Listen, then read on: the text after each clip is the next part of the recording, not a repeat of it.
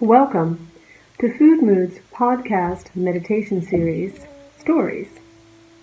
This first story is an introduction that will set us up for other stories as we go forward, and offer an invitation to one of my favorite books.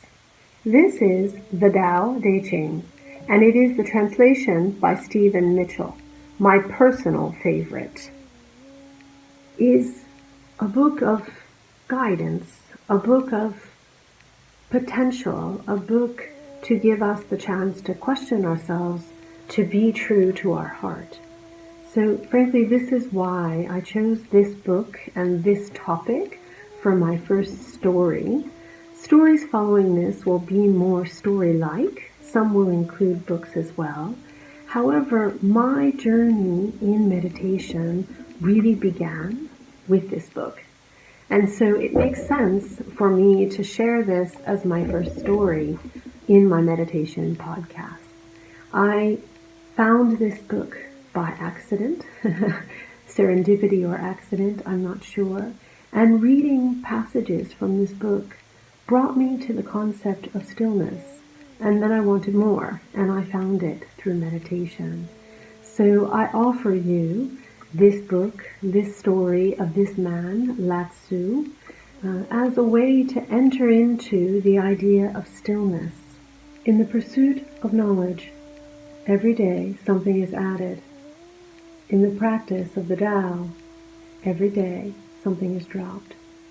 Less and less do you need to force things until finally you arrive at non-action.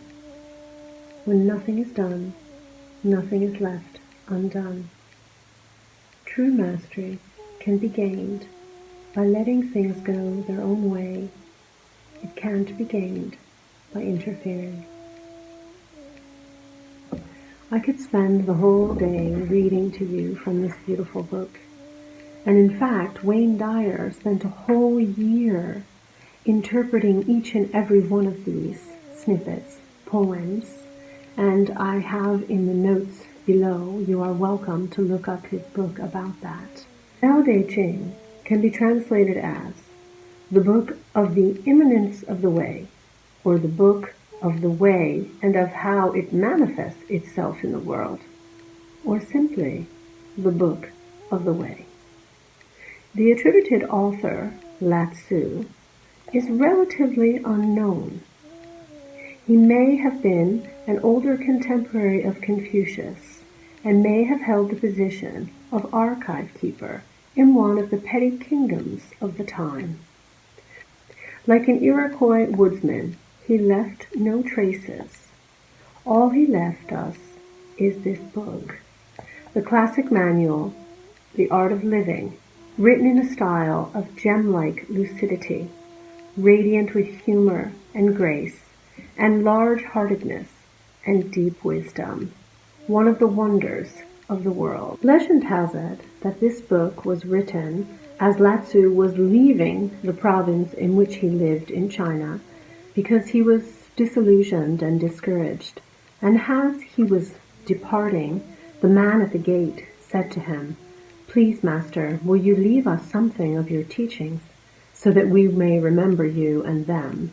And the legend says that this book is the result of that request. And from the forward, Lao-Tzu's central figure is a man or woman whose life is in perfect harmony with the way things are, surrendering to the Tao in giving up all concepts, judgments, and desires. Her mind has grown naturally compassionate.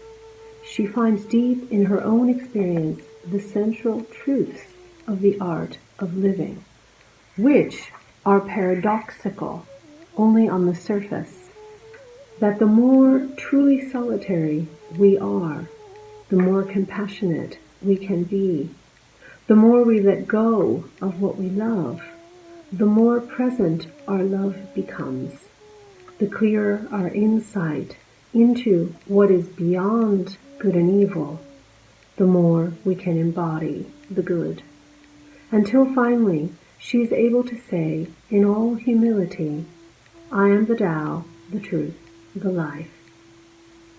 And one of the other aspects of the Tao Te Ching that I really appreciate, in particular in Mitchell's translation, is that there is no differentiation, he or she. He uses them interchangeably, and he's very clear on the fact that Lao-Tzu himself did not have an intention for this to be male or female.